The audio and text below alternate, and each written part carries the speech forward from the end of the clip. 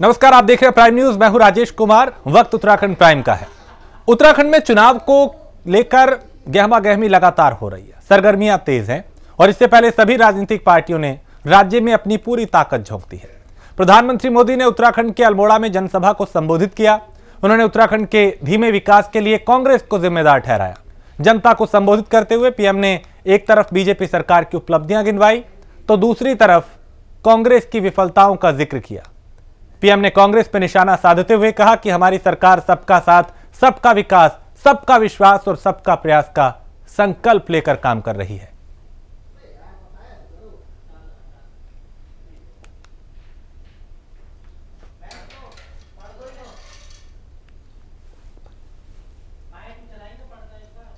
तो हमारे लिए उत्तराखंड देवभूमि है, ये उन्होंने कहा। पहाड़ों तक विकास करना बीजेपी की प्राथमिकता है। प्रधानमंत्री की बड़ी बातें। बीजेपी ने पहाड़ में विकास को रफ्तार दी है। डबल इंजन की सरकार ने काम किए हैं। दिल्ली देहरादून एक्सप्रेसवे बना रहे हैं और जनता कभी अच्छे काम को नहीं भूलती।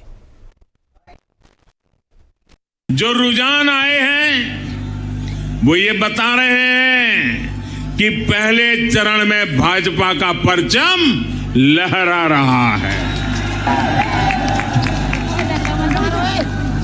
और कल दोपहर के बाद उन नेताओं के जितने इंटरव्यू आए हैं उनका चेहरा ऐसा लटका हुआ है। और विधानसभा चुनाव को फतेह करने के लिए बीजेपी के केंद्रीय मंत्री ताबड़तोड़ सभाएं कर रहे हैं। इसी कड़ी में रक्षा मंत्री राजनाथ सिंह आज पहाड़ की जनता से संवाद करते नजर आए। टिहरी चमोली में बीजेपी प्रत्याशियों के लिए वोट की अपील उन्होंने की। इस दौरान कांग्रेस पर जमकर हमला बोला। कांग्रेस के नेता श्री राहुल गांधी संसद में खड़े होकर उन्होंने कहा कि भारत और चीन की सेना के बीच जब संघर्ष हुआ था गलवान घाटी में, तो उस समय भारत के जवान बड़ी संख्या में मारे गए थे और उनका मानना था कि चीन के जवानों की संख्या बहुत कम थी जो मारे गए थे। हमारे देश के सेना के जवानों का यह कांग्रेस पार्टी मनोबल तोड़ने की कोशिश कर रही थी, लेकिन उसी के एक दिन पहले ऑस्ट्रेलिया के एक अखबार ने, उसमें एक खोजी पत्रकार ने यह लिखा उस अखबार में, जिस अखबार का नाम है क्लेक्सॉन, KLEXON, ऑस्ट्रेलिया का अखबार है। उसने लिखा लद्दाख में गलवान घाटी में भारत और चीन की सेना के जवानों के बीच जो संघर्ष हुआ था उसमें चीन के 38 से लेकर 50 जवान मारे गए थे। बहनों भाइयों, यह ऑस्ट्रेलिया के अखबार ने लिखा था। इस तरीके से देश के किसी नेता को राष्ट्रीय सुरक्षा के सवाल पर बयानबाजी करनी चाहिए? इसीलिए मैं कहना चाहता हूं बहनों भाइयों, लगता है कि भारत की राजनीति में यह कांग्रेस पार्टी अपनी प्रासंगिकता खो चुकी है।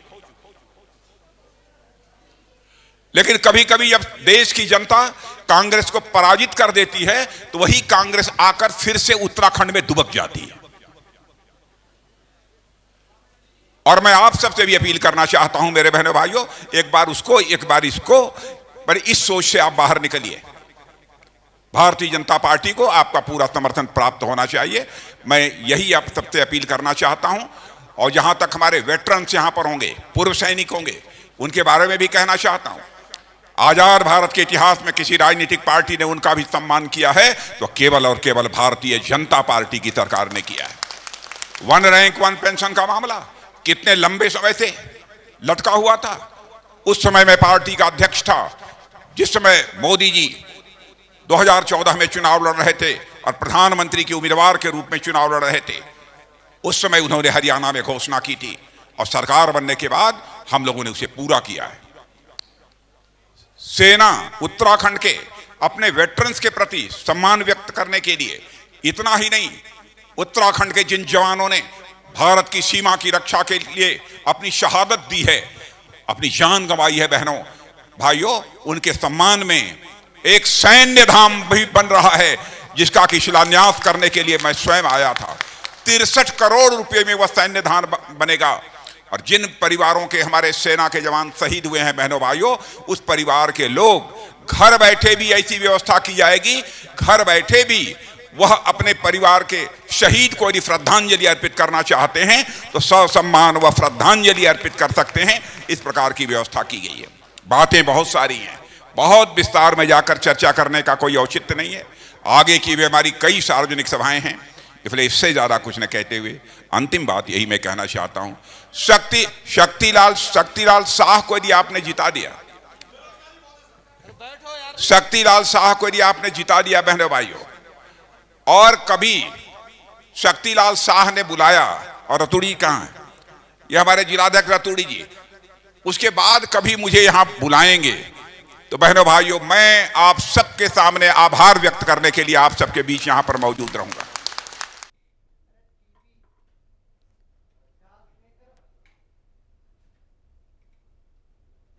तो बीजेपी कांग्रेस के बाद आम आदमी पार्टी ने भी अपना घोषणा पत्र जारी कर दिया। इसे दिल्ली सरकार में कैबिनेट मंत्री गोपाल राय ने देहरादून में जारी किया। पार्टी ने दिल्ली के तर्ज पे 300 यूनिट बिजली फ्री और हर घर रोजगार जैसे लोक लुभावने वायदे किए। रोजगार देने तक युवाओं को पार्टी ने 5,000 रुपए बेरोजगारी भत्ता देने की भी बात कही है। और वहीं भ्रष्टाचार मुक्त उत्तराखंड बनाने का भी वादा किया। पार्टी ने अपने घोषणा पत्र को लेकर कई तरह की तैयारियां की थी और मंथन किया था।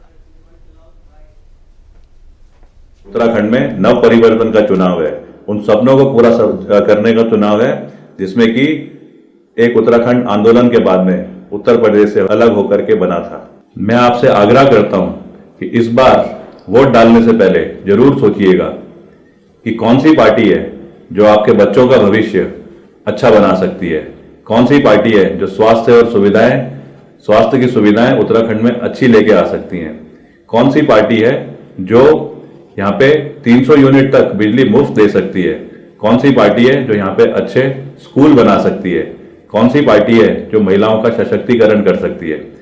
हम अपनी माताओं और बहनों का दर्द समझते हैं। हम आपको वादा करते हैं, आपको विश्वास दिलाते हैं कि जिस दिन उत्तराखंड में आम आदमी पार्टी की सरकार आएगी, हमारा पूर्ण जोर रहेगा कि महिलाएं जिन समस्याओं को रोज अपनी दिनचर्या में झेलती हैं, महिलाओं की जो उम्मीद होती है, उनकी पूरी इज्जत से हम पूरा करेंगे।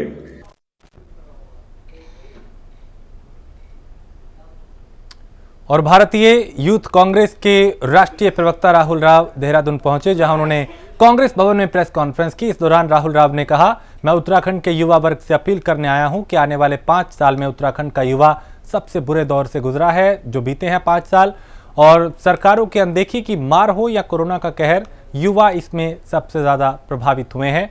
और आने वाले 5 साल में अगर हमारी सरकार आई तो हम उत्तराखंड को और युवाओं को बेहतर भविष्य की ओर लेके जाएंगे। मैं अपील करना चाहता हूं उत्तराखंड के नौजवानों से कि ये ही वो समय है।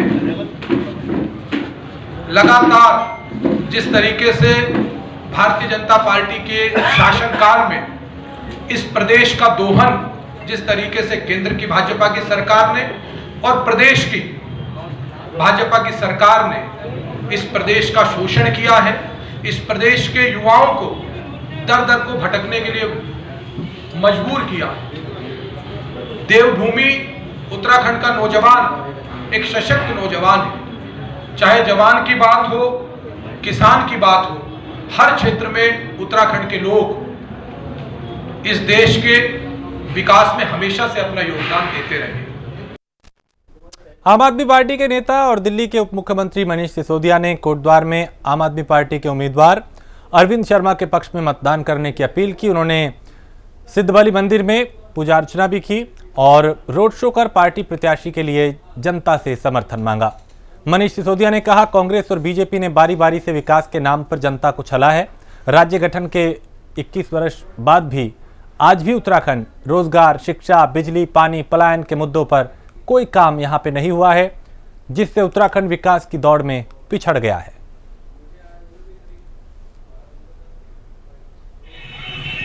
मैं ये देख रहा हूं कि कोटद्वार से हमारे अरविंद वर्मा जी और चौबट्टा खाल से हमारे नेगी जी दोनों युवा प्रत्याशी हैं, पढ़े लिखे हैं, दोनों का बहुत लोगों में लोकप्रिय हैं, खासतौर से युवाओं में बहुत ज़बरदस्त लोकप्रिय हैं और हर तरफ पूरे उत्तराखंड में आम आदमी पार्टी को एक विकल्प के रूप में देख रहे हैं। सब जगह ये बात हो रही है कि भारतीय जनता पार्टी बेईमानी करने के अलावा कुछ नहीं करती और कांग्रेस भारतीय जनता पार्टी की सरकार बनाने के अलावा कुछ नहीं करती। कांग्रेस को एक भी वोट पड़ता है तो बीजेपी को जाता है, उसके जीते हुए कैंडिडेट भी बीजेपी की सरकार बनवाते हैं और बीजेपी की सरकार लोगों के लिए काम नहीं करती, उत्तराखंड के लिए काम नहीं करती। आम आदमी पार्टी एक विकल्प है, एक ऐसा विकल्प है जो स्कूल शिक्षा पे काम करेगी, शिक्षा व्यवस्था पे काम करेगी, हॉस्पिटल पे काम करेगी, रोजगार पे काम करेगी। जोशीमठ में बीजेपी और कांग्रेस पार्टी के प्रत्याशी रोड शो में अपनी ताकत का एहसास कराते हुए नजर आए। कांग्रेस प्रत्याशी राजेंद्र भंडारी गांव-गांव में रोड शो करते हुए जनसंपर्क करते हुए नजर आए। बीजेपी प्रत्याशी महेंद्र भट्ट भी अपने कार्यकर्ताओं के साथ ताबड़तोड़ जनसंपर्क करते हुए नजर आए। उन्होंने सही बोला है कि वो पहले तो नहीं बन पाए पर आखिरी विधायक वो जरूर बनेंगे। और मेरा कहने का मतलब ये है कि यहाँ जो सड़कें पास हुई वो हमारी सरकार ने, कांग्रेस पार्टी ने स्वीकृत करी हुई है, सारे शासनादेश कांग्रेस ने करे हुए हैं। अब हमारी स्वीकृत रोडों पे अपना रिबन काट रहे हैं, अपनी राजनीति चमका रहे हैं, अपने पत्थर लगा रहे हैं। तो ये राजनीति थोड़ी हुई है। अपना शासनादेश करो और अपने शासनादेश करी हुई सड़कों को कटवाओ, फिर पत्थर लगाओ, जो करना है। आप तो हमारे करे हुए पे जो है अपनी उपलब्धियां गिनवाना चाहते हैं कि जनता सब जानती है। उत्तराखंड में 14 फरवरी को मतदान होना है। ऐसे में तमाम प्रत्याशी पूरी ताकत के साथ चुनावी मैदान में हैं। इस बीच कैबिनेट मंत्री और मसूरी विधानसभा से बीजेपी उम्मीदवार गणेश जोशी ने जनसभा को संबोधित किया और उन्होंने सरकार की उपलब्धियों को जनता तक पहुंचाया और विपक्ष पे वार किया।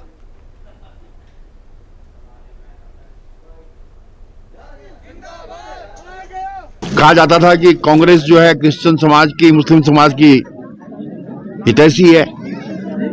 पिछले कार्यकाल में मैंने क्रिश्चियन समाज के कब्रिस्तान के लिए मैंने पैसा दिया।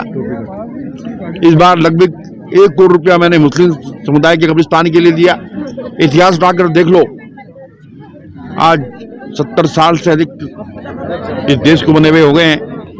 आज तक के इतिहास में इतना पैसा किसी ने इस समाज के लिए दिया है तो गणेश जोशी ने दिया है। क्योंकि हम सर्वधर्म समभाव की बात करते हैं, सबका साथ, सबका विकास, सबका विश्वास, इस नारे को लेकर साथ काम करते हैं। कोटद्वार में निर्दलीय प्रत्याशी धीरेन्द्र चौहान ने जनसंवाद किया। इस दौरान उन्होंने कहा कि कांग्रेस बीजेपी पार्टी है, यानी कांग्रेस बीजेपी तानाशाही पार्टी है। उन्होंने कहा कि कांग्रेस और भारतीय जनता पार्टी जो है उनका रवैया ठीक नहीं है, लिहाजा अब चूंकि निर्दलीय चुनाव में है तो कोटद्वार में जनाधार मिल रहा है, ये भी उन्होंने कहा। साथ ही धीरेन्द्र चौहान ने कहा कि निर्दलीय को जनाधार मिलते देख सभी पार्टियां सदमे में है, यानी उनके निशाने पे कांग्रेस भी रही और बीजेपी भी रही। कोटद्वार का ये जो 2022 का चुनाव है ये इतिहास रचने जा रहा है, क्योंकि ये जो राजनीतिक पार्टियां हैं इनकी तानाशाही अब कोटद्वार की जनता को रास नहीं आ रही है। जनता क्या चाहती है, जनता किसे चाहती है, इससे राजनीतिक पार्टियों का कोई वास्ता नहीं। और इस बार कोटद्वार की जनता ने मन बना लिया है कि हम चुनाव लड़ेंगे और उन्होंने एक धीरेन्द्र चौहान नाम के व्यक्ति को निर्दलीय खड़ा किया है। मेरी कोई हैसियत नहीं कि मैं इन राजनीतिक पार्टियों का सामना कर सकूं, लेकिन जब कोटद्वार की जनता ने मन बना लिया है तो मैं तो सिर्फ सेवक हूं। कोई घोषणा पत्र नहीं है, कोई कुछ नहीं है, सिर्फ एक चुनाव चिन्ह है कोटद्वार की जनता का धीरेन्द्र चौहान के रूप में। रुड़की में पुलिस ने फ्लैग मार्च किया। पुलिस ने फ्लैग मार्च निकालकर लोगों से शांतिपूर्ण तरीके से मतदान की जाने की अपील की और साथ ही कोरोना की गाइडलाइन का पालन करने का भी आह्वान किया। इस दौरान पुलिस प्रभारी ने कहा, संपूर्ण क्षेत्र में पुलिस बल के साथ फ्लैग मार्च कर रहे हैं जिससे लोग बिना डर के मतदान कर पाएं।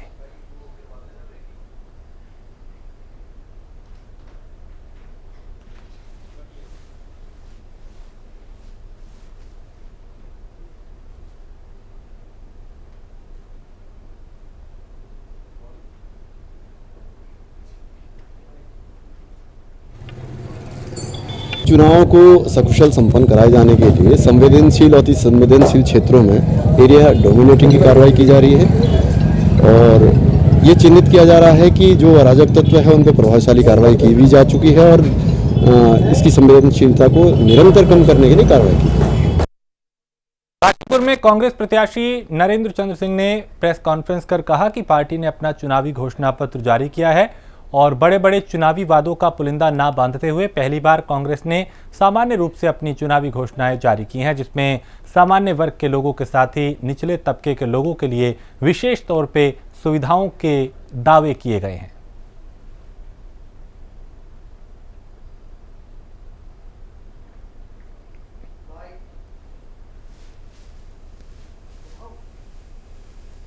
मूलभूत समस्या है, ऐसी मूलभूत समस्या हैं जो पिछले 20 सालों से पूरी नहीं हुई, और वो पूरी ना होने की वजह भी यह है कि कांग्रेस पार्टी को मौका नहीं मिला। कांग्रेस पार्टी को मौका मिलने जा रहा है, कांग्रेस पार्टी का विधायक बनने जा रहा है, तो निश्चित रूप से स्वर्गीय नरेंद्र तिवारी जी ने जो बात कहते थे पूरी करते थे, बुढ़िया जी जो बात कहते थे पूरी करते थे, बाबा साहब ने जो बात कही पूरी करी। आज कांग्रेस पार्टी जो आपके समक्ष प्रतिज्ञा या घोषणा पत्र रख रही है वो नरेंद्र चंद के विधायक बनने के बाद पूरा होगा, ये जनता को भरोसा है। क्योंकि पूर्व में जितने भी कांग्रेस के नेता थे, उन कांग्रेस के नेताओं द्वारा जिस बात को भी काशीपुर की सम्मानित जनता के समक्ष रखा, उनको 100% पूरा करा।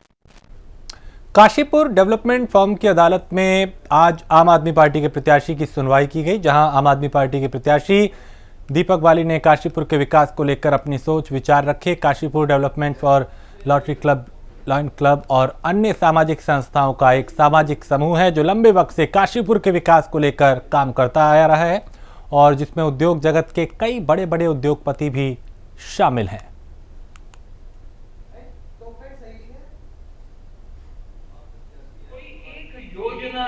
हर एक के बहुत अपने अपने पॉजिटिव पॉइंट्स भी हैं और कईयों के नेगेटिव पॉइंट्स भी हैं। इनमें मंथन चल रहा है। मंथन के बाद क्या निकलेगा ये तो मंथन के बाद का पता होगा, पर एक वोट हम बार बार कहते हैं कि पहले तो हर शख्स अपना वोट डाले। कौन सा वोट? वो एक वोट जो उसको अपने परिवार के सुख दर्द के लिए चाहिए, जो परिवार के रोजी रोटी की देगा, जो परिवार का शिक्षा देगा, परिवार को का भविष्य के साथ साथ सुरक्षा देगा। उस वोट को देने से पहले बहुत चिंतन करना पड़ेगा और वो चिंतन करना जरूरी है। लिख कर दी है कि ये गारंटी जो है ये मैं पूरी करूंगा। जो मैंने 12 गारंटी लिखी है, तो जिले की जो गारंटी है वो सरकार बनने पर उसके लिए मैं जनता के साथ खड़ा रहूंगा अगर मुझे आशीर्वाद मिलता है, और बाकी जो गारंटियां हैं 11 की 11 वो सब विधायक के रूप में आशीर्वाद मिलने पर ही मैं पूरी कर सकता हूँ। कहीं ना कहीं एडीएफ के साथ मिलकर जो भी ऐसे मुद्दे हैं उन पर साथ में मिलकर काम करा जाएगा। चुनावी रिजल्ट जो भी हो, अगर इस तरीके की संस्थाएं जो काशीपुर के विकास के लिए सोच रखती हैं, काम करती हैं, उनके साथ मिलकर काम किया जाएगा। खबर डोईवाला से है, जहां यूकेडी और निर्दलीय प्रत्याशी ने प्रचार किया। इस दौरान सभी प्रत्याशियों ने डोर टू डोर जनसंपर्क किया और लोगों से अपने पक्ष में मतदान करने की अपील की। 14 फरवरी को चूंकि वोटिंग है उत्तराखंड में, लिहाजा उससे पहले लगातार प्रचार प्रसार किया जा रहा है। सभाएं की जा रही हैं, सम्मेलन किए जा रहे हैं, समीक्षाएं की जा रही हैं।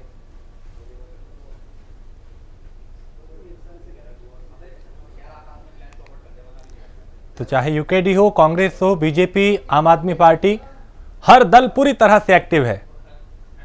रोड शो किए जा रहे हैं, प्रचार प्रसार किया जा रहा है, सभाएं की जा रही हैं, सम्मेलन किए जा रहे हैं, समीक्षाएं की जा रही हैं। डोईवाला विधानसभा की जनता का मैं हृदय से आभारी हूं, जो मुझे अपार समर्थन दे रही है, अपार आशीर्वाद दे रही है। इस समय जो है भारतीय जनता पार्टी और कांग्रेस दोनों पार्टी के प्रत्याशियों को, दोनों दलों को डोईवाला विधानसभा की जनता ने नकार दिया है। जनता बदलाव चाहती, क्योंकि जनता ने भारतीय जनता पार्टी की सरकार भी देखी है और पिछली कांग्रेस की सरकार भी देखी। जनता चाहती है कि वो व्यक्ति हमारा विधायक हो जो हमारे बीच का, हमारे सुख दुख का सहभागी हो। इसलिए डोईवाला विधानसभा की जनता मुझे भरपूर आशीर्वाद दे रही है और मैं हृदय की गहराइयों से जनता का आभार व्यक्त करता हूँ। डोईवाला विधानसभा की जनता ने बदलाव की बयार लाने के लिए ठानी है और बदलाव की ये जो मुहिम डोईवाला की जनता डोईवाला से शुरू करने जा रही है, ये 2027 में पूरे उत्तराखंड को अपने आगोश में ले लेगी और पूरे उत्तराखंड में 2027 में उत्तराखंड क्रांति दल की प्रचंड बहुमत की सरकार होगी। और तब हम इन दिल्ली वाले दलों से, इन 20 सालों से जो हमें छला गया है, इसका एक एक पाई पाई का हिसाब लेंगे। गदरपुर विधानसभा के दिनेशपुर क्षेत्र में करीब 21 जगहों में कांग्रेस प्रत्याशी प्रेमानंद महाजन ने नुक्कड़ सभा की। इस दौरान कहा कि सर्व समाज सर्व धर्म के लोग आगे बढ़कर मुझे चुनाव लड़ा रहे हैं, परिवर्तन की लहर चल रही है।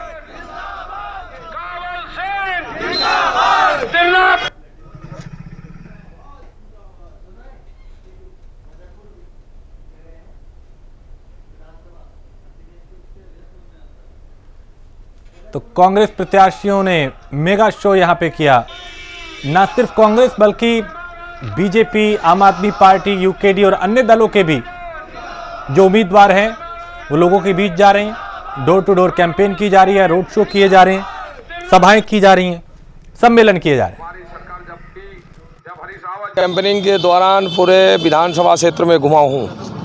कम से कम मैं आपको क्या बताऊं, कम से कम 100 से 110 सवा 100 किलोमीटर, 110, 20, 30 किलोमीटर तो मैंने नापा नहीं। इतने सड़क ऐसे है कि जिसमें आप गाड़ी लेके, कार, छोटे वो जो है ना नीचे वाली कार लेके चल नहीं सकते, साइकिल वाला चल नहीं सकता, पैदल, बारिश होते ही घुटने तक पानी है उसमें। ऐसे सड़कें बाजपुर विधानसभा में एक नहीं दर्जनों के हिसाब से, और यदि किलोमीटर में नापेंगे सबसे 125 किलोमीटर से नीचे नहीं होगा। जो डेवलपमेंट की बात है, बहुत सारा वो लंबी बात है। आप ये जान लो कि 0/0 है इनका विकास का, जो 5 साल जो विकास कार्य की तरफ से 0/0। और इसी के साथ इस बुलेटिन में फिलहाल इतना ही। देश प्रदेश की बाकी खबरों के लिए आप देखते रहिए प्राइम न्यूज़।